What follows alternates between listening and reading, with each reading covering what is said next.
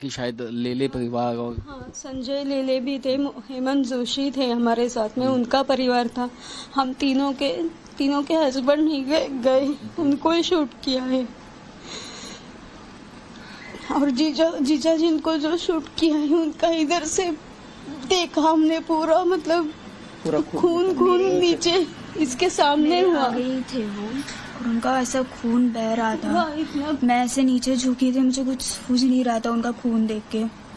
और मेरा भाई, मतलब उनका बेटा, उनके पीछे ही था ना, तो यहाँ से उनको गोली वो चाट के चली गई थी। उनको लगा वो आपके पास आए, उन्होंने आप लोगों से भी पूछा कि किसका धर्म क्या है?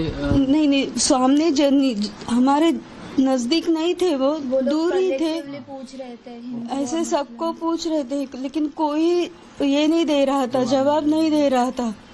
फिर बाद में ऐसे ऊपर से उधर से चले गए। तो मैं आप लोगों के परिवार के जानना चाहता कि पहले फिर जो है उन्होंने जोशी जी पर पहले गोली चलाई कि पहले जोशी जी पर चलाई, फिर बाद में हिंदू और मुस्लिम को ने पूछा, तो मतलब बाद में अतुल ने बोला कि गोली मत चलाओ, हम कुछ नहीं कर रहे, हम सब इधर बैठे रहेंगे करके।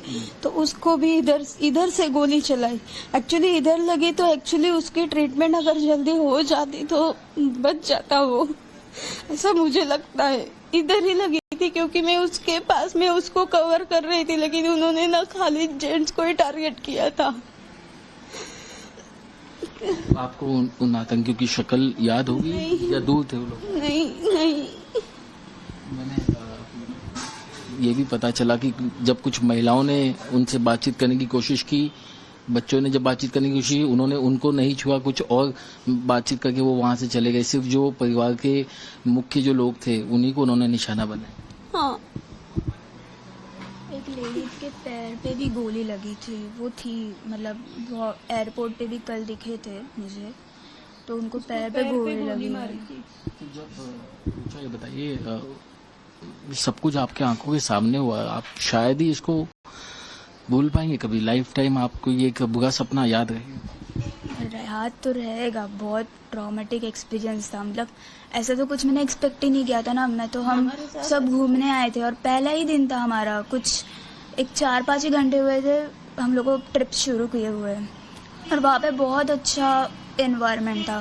मतलब लाइक बहुत ओपन एरिया था ना, और ऐसे ही हम फोटोज़ वगैरह निकाल रहे थे, देन खाना खाने गए थे, फिर निकल ही रहे थे तो ये सब अचानक फायरिंग चालू हो गई। हम भी सब कंफ्यूज हुए थे ये क्या हो रहा है करके, पर सब लोग एक डायरेक्शन में भाग रहे तो हम भी भागे और नीचे झुक गए कि क्या हो रहा है।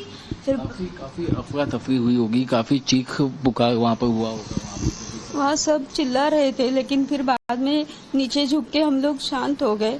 फिर वो लोग जब गए ना, तो हम लोग हमारे आदमी लोगों को जगाने की, उनको उठाने की कोशिश कर रहे थे, लेकिन वो उठ ही नहीं रहे थे, हमको उठाने को हो ही नहीं रहा था। तो वो लोग बोले कि उनको छोड़ो, आप अपनी जान बचा के नीचे जाओ। हम लोगों को इतना बुरा लगा कि हमारे आदमी को हम लोग उधर ही छोड़ के चले गए। आप लोग नीचे कैसे पहुँचे? क्या खुद से चल के आए या कैसे? खुद से गए हम लोग आधे रास्ते तक। वो हमारी दीदी जो है पैरालिसिस, उसको तो चलने को भी नहीं हो रहा था, उसको घिस के लेके आए हम लोग। फिर कुछ घोड़ेसवार थे, उन्होंने मदद की और उन्होंने हेल्प करके वो लेके आए। नहीं तो वो 2 लड़के थे हमारे, वो लेके आ रहे थे। और हम तीनों लेडीज, मोनिका जोशी, मैं और ये, हम तीनों साथ में आगे आ रहे थे। नीचे आने के बाद कैसे आप लोग आगे कहाँ गए, कैसे अपने आप को बचाया आप? हम नीचे आने के बाद उधर वो सब पुलिस वाले या फिर मिलिट्री वाले थे, उन्होंने सब हमारे नंबर लिए, ऊपर जो रहे जिनको गोली लगी है या कुछ है उनसे। और फिर हमें हॉस्पिटल था, उधर लेके गए, दीदी को उधर लेके गए थे, क्योंकि उसके बाद हमें पहलगाम का टूरिस्ट क्लब है, उधर लेके गए, लेकिन उधर कुछ बता ही नहीं रहे थे। सब कर रहे थे वो, मतलब उधर सबको कपड़ा वगैरह जिसका खराब है वो दे रहे थे। मेरे पास तो चप्पल भी, मेरा शूज भी निकल गया था, मैं बिना चप्पल की आ रही थी, तो वो भी उन्होंने सब हेल्प की, वो बात नहीं, लेकिन कुछ बता ही नहीं रहे थे। उधर एक्चुअली ऊपर जल्दी जाना चाहिए था, डॉक्टर लोगों को भी साथ में जाना चाहिए था, ऐसा लगता है, पता नहीं, लेकिन बहुत जन गए। आप कह रहे हैं कि वो आतंकी कैमरा लगा करके आए थे बॉडी पर। ऊपर दिख रहा था, वो कैमरा था, वो क्या था पता नहीं, लेकिन ऊपर दिख रहा था, वो उनके टोपी के ऊपर था कुछ तो वो। और ये एक प्री माइंडेड सारे सबको हिंदू मुसलमान पूछ करके ही उनको पूछ रहे थे वो हिंदू कौन है मुसलमान कौन है, किसी ने जवाब नहीं दिया।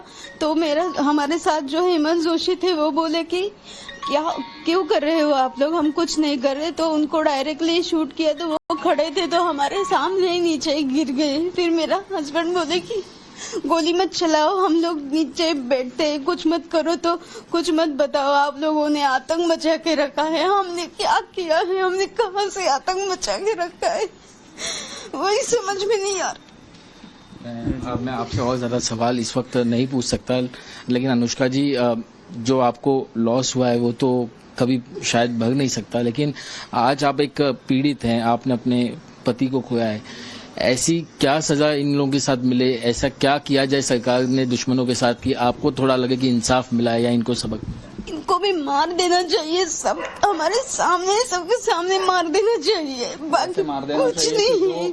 और उनकी चमड़ी निकाल के मार देना चाहिए, उनके आंख निकालने चाहिए, उनके हाथ पैर तोड़ देना चाहिए एंड ऐसे उनको सजा देनी चाहिए, सबके सामने सजा देनी चाहिए। फिर कोई सोचना नहीं चाहिए कि आतंकवाद करे, ऐसे सजा देनी चाहिए उनको। आज अफजल गुरु अजमल का साहब 1-1 साल 2-2 साल बिरयानी खा के जी रहा है और वो जो इंसान है उनका कोई भी कसूर नहीं है, वो ऐसे मौत। मुखाग्नि क्या रुचा ने दी? जी रुचा, आपने मुखाग्नि दी, आप क्या चाहते हैं, किस तरीके के आगे कुछ एक्शन आपको दिखाई दे ताकि लगे कि कुछ इंसाफ हुआ? गवर्नमेंट को एक्शन तो लेना चाहिए, हमें जस्टिस चाहिए। बिकॉज हम तो बेकसूर थे ना, हम इनोसेंट थे, हमने क्या ही किया था। मतलब मेरे पापा ने तो कुछ किया नहीं था ना, बहुत अचानक से हुआ था, अचानक से ही सब कुछ हो गया। आज निश्चित तौर पे दुखों का तो ऐसा पहाड़ आप पे टूटा है कि बहुत वक्त लगेगा इससे आपको उभरने में, लेकिन गुस्सा भी काफी ज्यादा है इन लोगों के खिलाफ। आपके जहन में निश्चित तौर पे काफी गुस्सा होगा। गुस्सा तो रहेगा, लेकिन इंसाफ तो मिलना चाहिए। हमारे घर का, वो मेरा तो घर चलाने वाला आदमी ही चला गया है।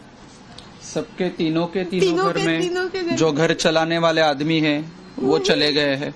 अभी आगे क्या होगा हमें कुछ भी पता नहीं है, घर कैसे चलेगा, क्या चलेगा, we don't know anything. Now just want justice, justice and justice. आखिरी बात आप कुछ कहना चाहिए? इंसाफ चाहिए हमको, बाकी कुछ नहीं। उन लोगों को मार देना चाहिए, फिर से आतंकवाद करने की हिम्मत नहीं आनी चाहिए किसमें। ये अनुष्का मोने जी जो अपने आंसुओं के साथ अपना आक्रोश बताते हुए सरकार से इंसाफ की गुहार लगा गई हैं, और हमें यकीन है कि ये आवाज जो है वो सही कानों तक पहुंचेगी और ऐसा इंसाफ जरूर मिलेगा जैसा कि ये चाहते हैं। वीडियो जर्नलिस्ट सुरेश साहिल के साथ राकेश त्रिवेदी, डोंबिवली, टाइम्स नाउ, नव भारत।